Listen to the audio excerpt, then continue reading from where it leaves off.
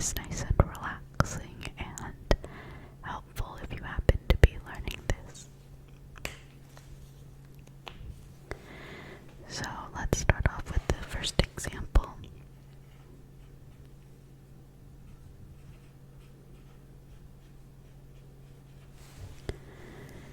This is in slope-intercept form. Can you tell me what the slope is of this line, of this equation, whose graph is a line? What is the slope? The slope.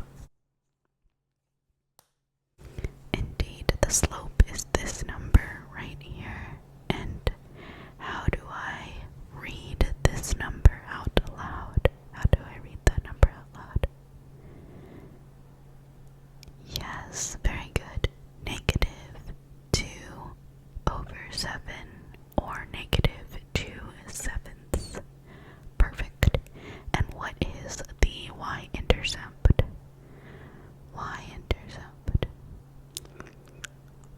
Yes, good. So this number tells me the y-intercept, and that would correspond to 0, 3, because the x-coordinate is 0, and the y-coordinate would be 3. Excellent. So we have this mx plus b form. Y equals mx plus b.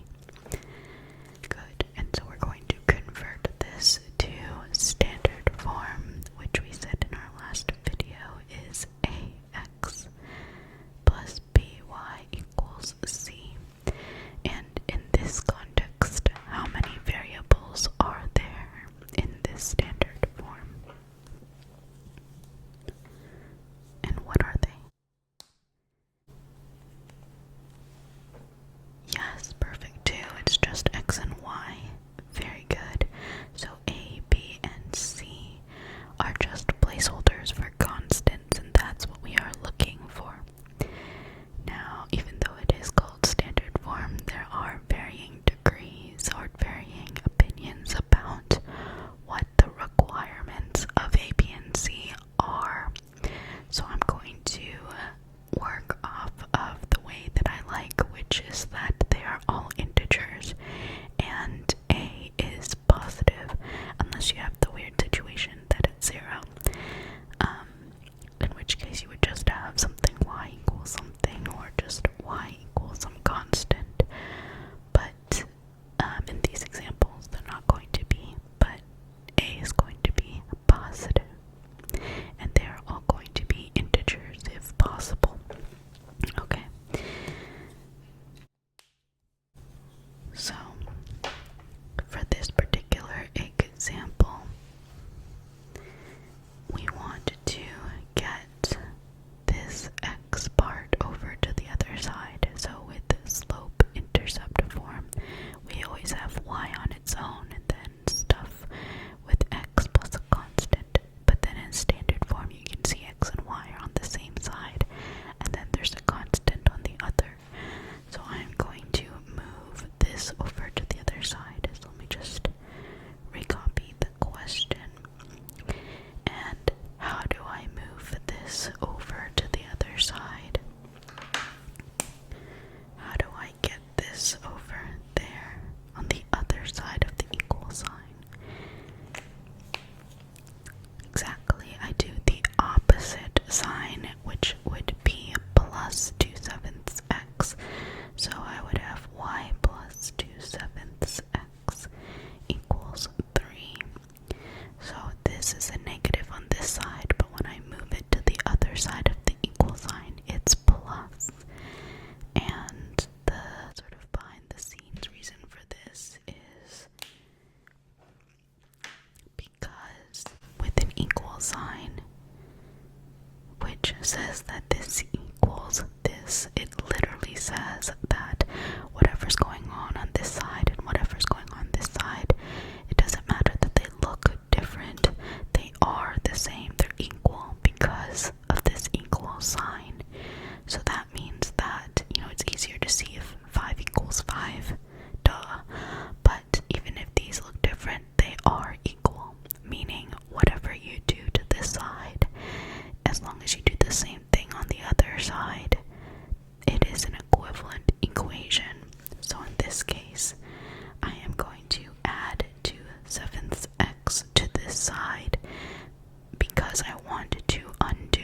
minus 2/7 x. And if I do that on this side, I must do it on the other side as well. So this is chosen because it is the additive inverse, which just means if it's minus here, it's a plus. If this were a positive value, like if it's just 2/7 x, I would just subtract 2/7 x. So I do that to give me the additive identity, which is 0, that they go away because 0 plus 3 is itself, 0 plus anything is itself. And because I added 2/7 x here, I added on this side. So this is the behind the scenes to get this over. So I have y plus 2/7 x, and then this would be 0, and 0 plus 3 is 3. So when I compare the before and after, it looks like I just scooted this over by switching the sign, but what's really going on is this opposite pattern. But if you're a rule kind of person and you don't really care about the behind the scenes, basically when you move across an equal sign, if it is addition, you move it to be subtraction. If it's subtraction, you move it to be addition, and it actually works the same way for multiplication and division. So to undo division, you multiply, and to undo multiplication, you divide. So same idea here. But either way, we move this term over to the other side so that at least we have x and y together and then a constant on the other side. Then I'm going to go ahead and write it with x first and then y. Just because I like it that way. Some people don't care, but this makes it very clear because we mentioned in the last video that one key benefit of having it in this form is to make finding the x and y intercepts easier. So having x first and then y avoids little mistakes of mixing up the intercepts, so that's a good thing. So I can just switch the order because addition is commutative. The order doesn't matter.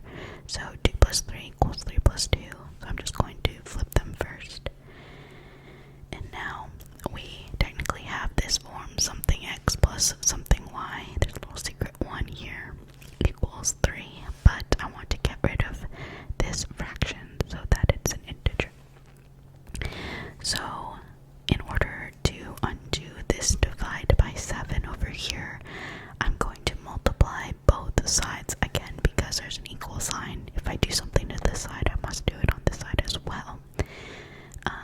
And in this case, I'm going to multiply by 7 to undo this divide by 7 here at this bottom of the fraction, this denominator.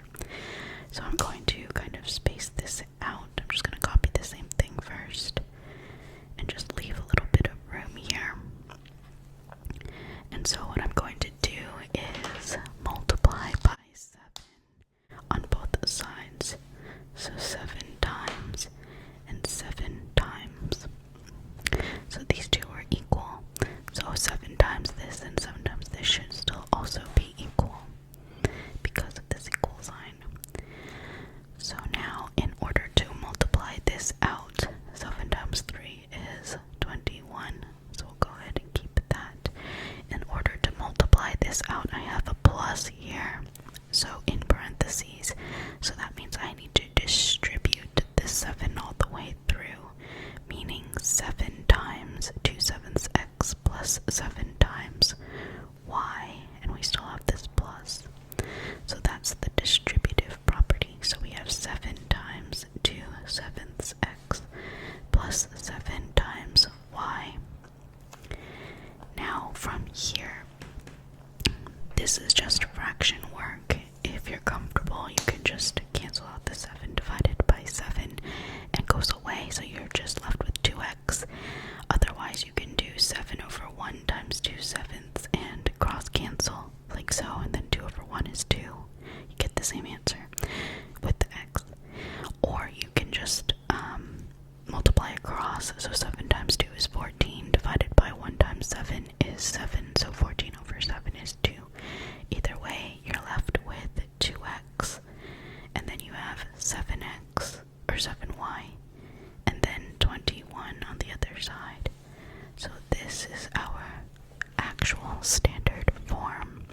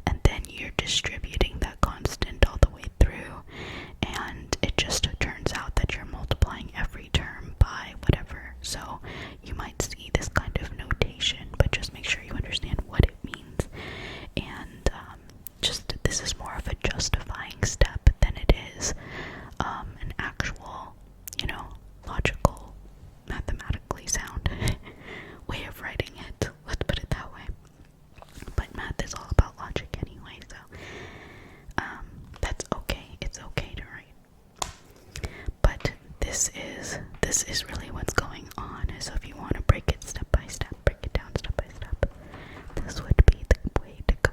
Okay. From here, just make sure you answer the question properly. So you might be just asked to convert from slope-intercept form to standard form, so you just leave it like this. Or you might be asked to find the sum of a, b, and c, so you do 2 plus 7 plus 21. Just, there are different variations of this question, so just make sure that you follow all the way through. Okay? So from here, just take your time. If you're comfortable just moving things around, go ahead and do that. If you're comfortable just multiplying through or distributing, that's fine too. So just go at your own pace, okay? Okay, very good. Oh, just to be consistent here, I'll just remind you, I like to make a, b, and c constants. The constants to be integers if possible, meaning no fractions or decimals or anything like that. But you know, sometimes you're given these numbers as like irrational numbers or something like that, so there's nothing you can do there, but definitely trying to get rid of fractions and decimals. And I also like to make a positive, but that is not necessarily standard, but I think it's the most common. At least that's what I've seen the most, so just a little heads up there. So that's what I'm going to do. Okay, so the next example, let's go ahead and try this one. Y equals negative 5x plus pi. Just as a little example here, this is a really quick, simple one, but basically this is allowed. It's just strange, but the slope would be negative 5, the y-intercept would be 0, pi, and this is an example of this just being irrational. It's not an integer, but there's no fraction, so we're just going to leave it like that. So basically I would just leave this as ax plus by equals c. I go ahead and move this over here, and again, because it's minus 5x, when I move it, I change it to positive 5x plus y equals pi, and when I move it, I might as well just keep the x part first and then y, because the order for addition doesn't matter again. So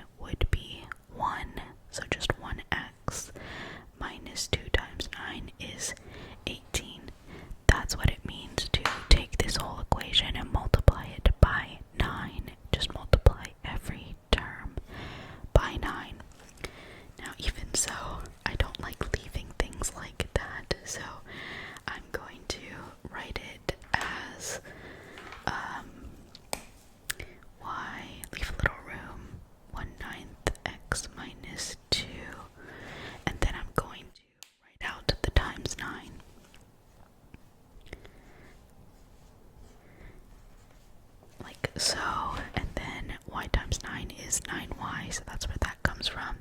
And then this is just distributing. Really, you're distributing over, it's really multiplication over subtraction here, or you could do 9 times y. The order for multiplication doesn't matter, so that's the 1/9 times 9x minus 2 times 9, so this cancels, or you can do 9 over 1 like we did before, but you get x minus 18. But this is the same as doing 9 times 1/9 x minus 2. And 9 times y, if you want to write it that way in the first place, that's okay too. So you just distribute multiplication over subtraction. So that's why we get this 9, 1/9 times 9, or 9 times 1/9 is 1, because 9 divided by 9 is 1. So you just get 1x, which is x, and then 2 times 9 is 18, so 9y equals x minus 18. So now I can move this x over, and what did we say about moving an element over to the other side, or a term over to the other side of an equal sign?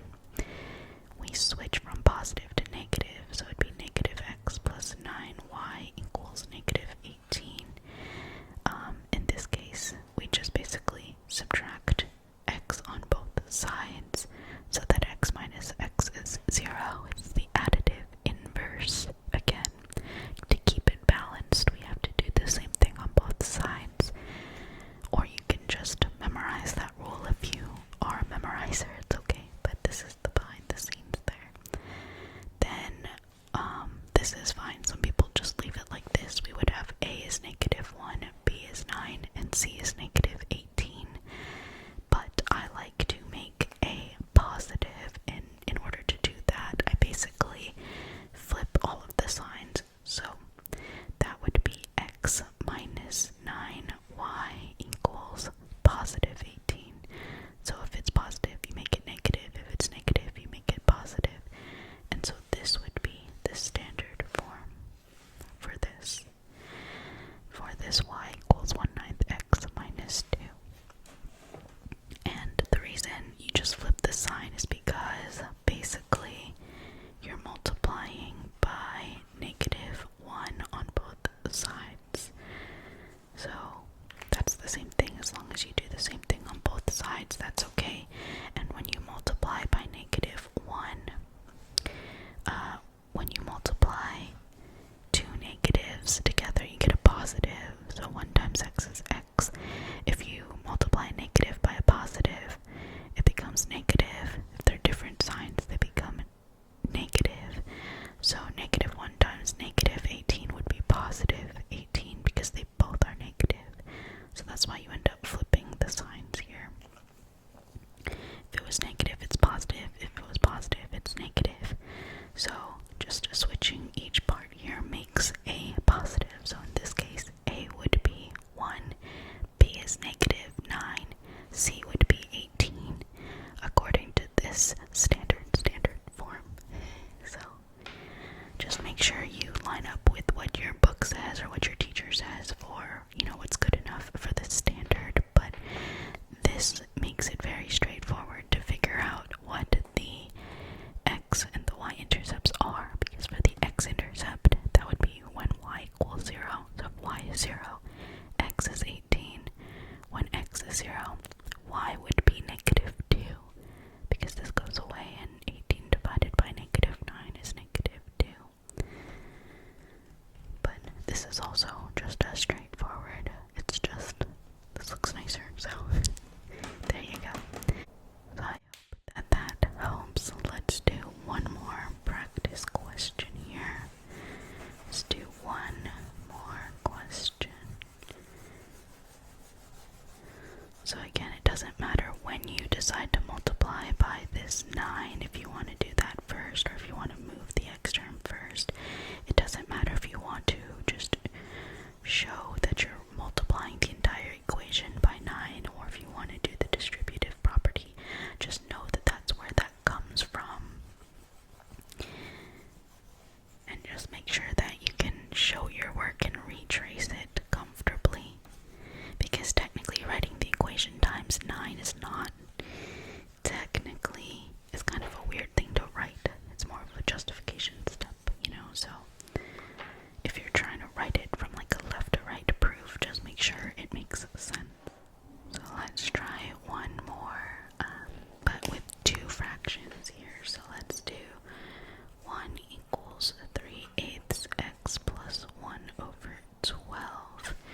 So this is still mx plus b.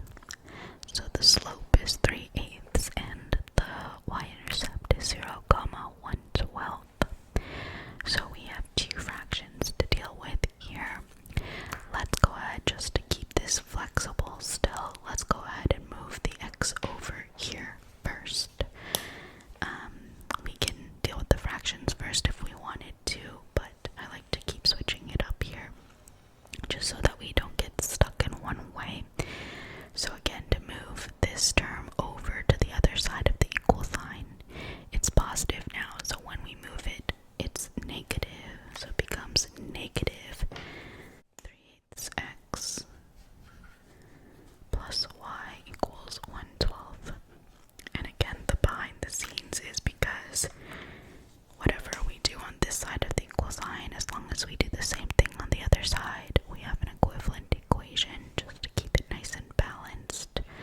So I would do minus 3/8 x to undo this positive 3/8 x. That's the additive inverse, so that it's 0. So then we do the same thing here. And since we've worked out an example, the first one that's like this, we might as well go straight into getting something x plus something y. Instead of doing y minus 3/8 x, we're after this form, so we might as well just put it in the right place in the first place, since addition is commutative and the order does not matter. So we might as well plop it in correctly the first time around now. So now we just need to get rid of the denominators here, 8 and 12. We'll deal with this negative later. But basically, we can get rid of one at a time. So get rid of the 8 and then get rid of the 12. Or we can take care of the whole thing all at once. So basically, we can think of a number that both 8 and 12 go into a whole number of times. And so that's just a common multiple. But if we find the smallest common multiple or the least common multiple, we can just multiply that in and not have to worry about dividing back through. So if we just list off some multiples of 8, 16, 24, then we can do 12, 24, so it's just 24 is the least common multiple. And you can kind of guess and check there if you're taking a really long time to figure out what a common multiple is. The kind of worst case scenario is just to multiply the two. So at the very least, 96, 8 will go into 96 and 12 will go into 96, because 8 would go into 96 12 times and 12 would go into 96 8 times. So you know that that would work. But if it's not the least common multiple, then you'd have to divide your answer all the way through anyway. So if you can figure out what a common multiple is, you might as well just do it. So in this case, I'm seeing 24. Whoops, getting ahead of myself here. So I would just do 24 times this and 24 times 1/12. So when I do that, I distribute the 24 again, like so, and then like so, and then like so. So again, it's the same as multiplying your whole equation by 24. But I'm going to do the distributive property here to show what we're doing. So we have a positive times a negative, so that would be negative 24, and 8 would cancel to be 3, and 3 times 3 is 9, so you'd have negative 9x plus 24y equals 24 over 12 is 2.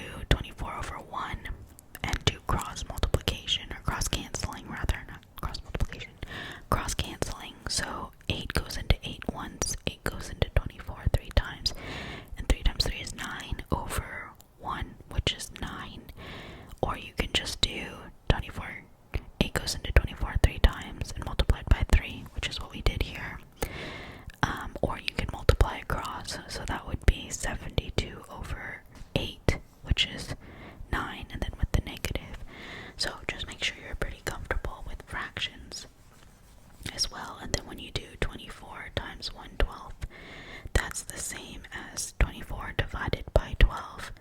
You could think of it as 24 over 1 and do cross canceling.